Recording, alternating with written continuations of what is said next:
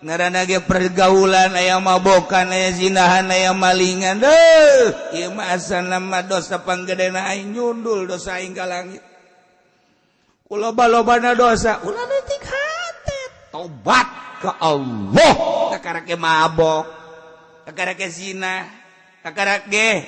maling tobat ka Allah atuh dihampura jasa asalnya tobat dan moal balik deui aing ngarasa aing teh salah